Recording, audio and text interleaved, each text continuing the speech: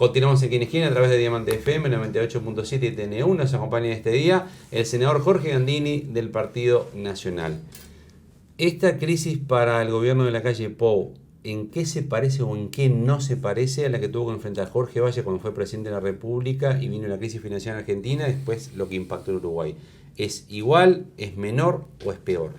Se parece poco, es muy poco me parece, porque eso fue un problema focalizado a un sector de actividad que, claro, generó problemas en todo, porque hubo problemas de naftosa, pero también hubo problemas de cadena de pago y hubo problemas en el sistema financiero. Pero se encapsuló allí, el país consiguió dinero y fue tapando esos agujeros.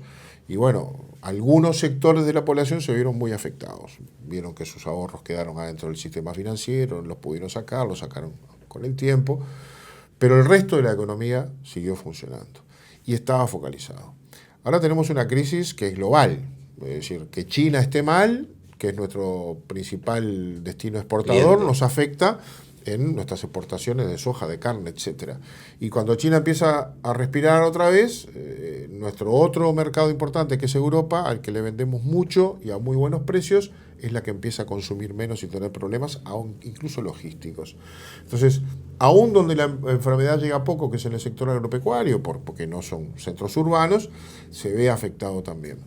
Se afecta el consumo, el comercio, el turismo, la producción, todo, y además globalmente. Y algunos sectores van a tener dificultades para recuperar su posicionamiento. Supongo que algunos que están vinculados al sector turístico, cuando la enfermedad pase por el Uruguay y empecemos a eliminar las restricciones para que la economía funcione, a lo mejor hay empresas aéreas que no vuelven a volar, a lo mejor hay hoteles que no vuelven a abrir, es decir, el negocio va a cambiar. O sea, ¿esto es peor que la crisis de 2002? No, yo creo que sí, no. Soy optimista de que vamos a salir, pero no voy a negar que hay una eso. afectación a la economía bastante más importante y generalizada que la del año 2002, que fue brava, ¿no? Que fue brava. O sea, a la calle le ha tocado lidiar con algo peor que lo que le tocó a Valle, económicamente hablando. Todavía no lo sabemos, pero probablemente sí. Hoy estamos lidiando con la enfermedad, hoy la prioridad es otra. Valle termina con esa crisis entregando el gobierno al Frente Amplio. ¿Esa historia se puede repetir si esto es peor? A lo mejor no, yo creo que el país también está descubriendo un líder, ¿no? Yo estoy chapó, ¿no? Bien impresionado con Luis Lacalle Pou. La verdad, hay un viejo dicho que dice que el hombre se encuentra cuando se mide con el obstáculo. Nunca podíamos saber hasta dónde llegaba la capacidad de liderazgo de Luis Lacalle Pou si no se enfrentaba con los problemas. Hoy está enfrentado al peor de los problemas, está bailando con la más fea de todas y lo viene haciendo muy bien. No solo porque toma buenas decisiones, sino porque lo hace con una enorme serenidad y porque lidera a un equipo que le está respondiendo y porque comunica directamente a la gente sin intermediación ninguna, le pone la cara a él y se hace cargo. Y esto nunca lo vivimos, ni una crisis de esta, ni un liderazgo como este. En tiempos de alta comunicación, de redes sociales, de mucha televisión, de mucha imagen, de rating de los informativos que hacía años que no tenían.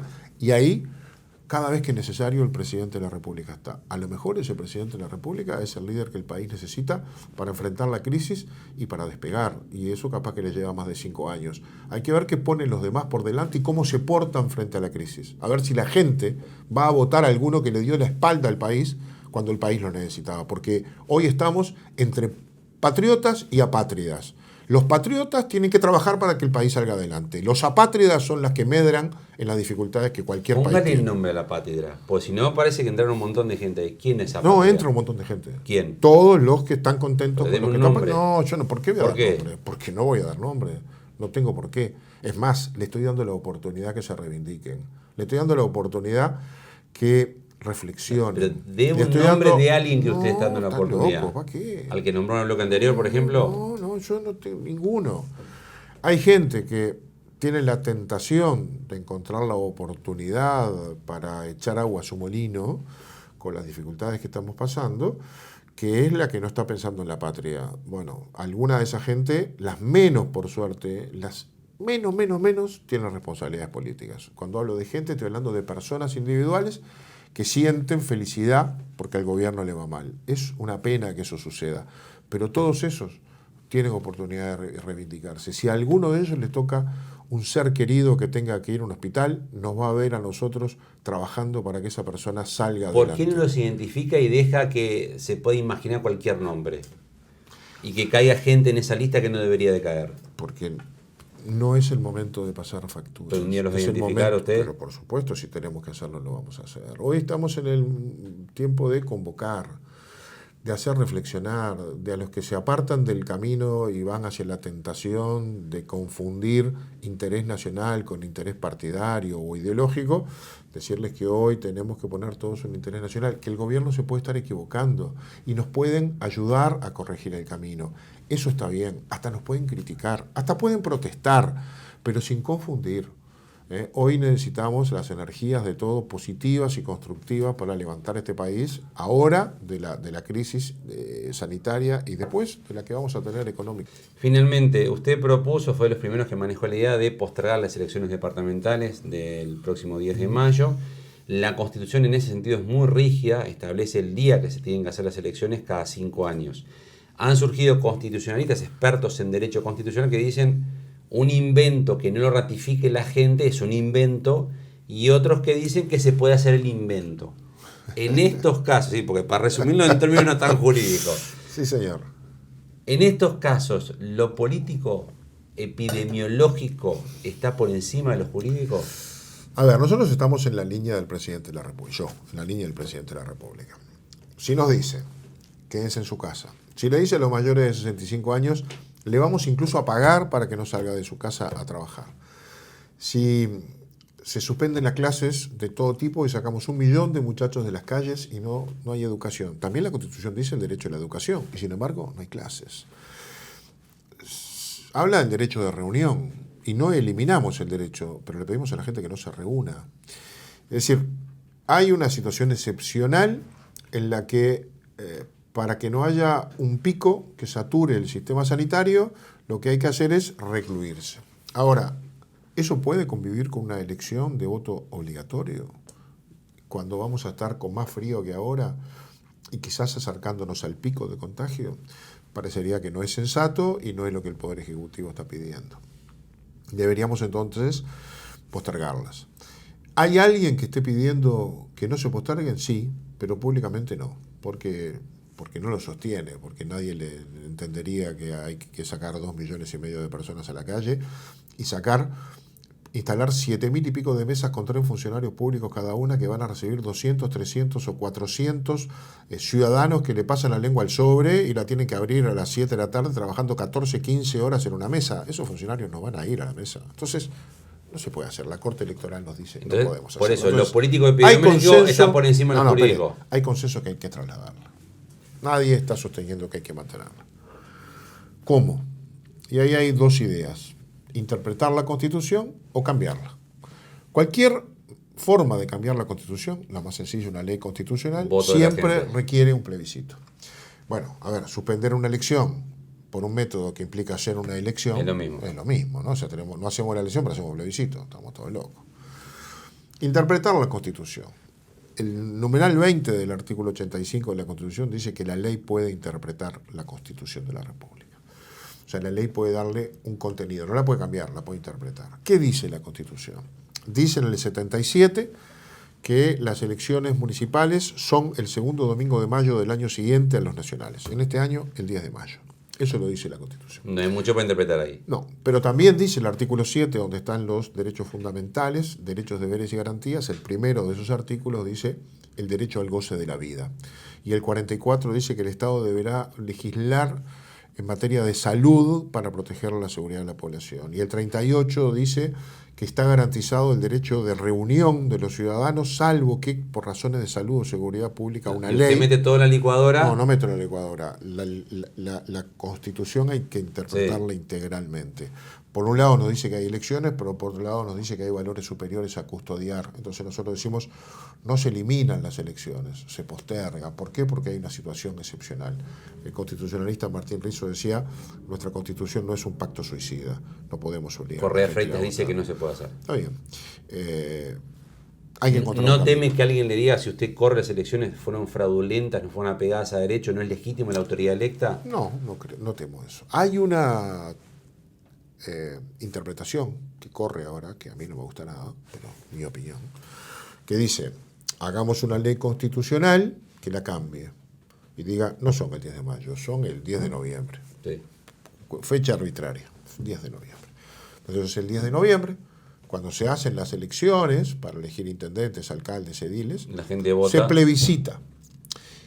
Y ahí se plebiscita ese día. Entonces no lo hacemos antes. Ahora, eso tiene un problema. ¿Quién gobierna ¿Y si no sale el plebiscito? desde julio? Y si no, gobernar, la propia ley establece, tiene que establecer que se prorrogan los mandatos de aquellos que hasta la elección. Pero se ratificaría después eso. Pero se ratifica. La gente dice que no, marchó. Y si la gente dice que no, ¿qué pasa? Primero. Y segundo, si alguien perdió la elección, que pensaba ganar, se presenta ante la Constitución de la República y dice que esa ley es, que esa elección debe anularse por inconstitucional porque se hizo en una fecha que no estaba prevista.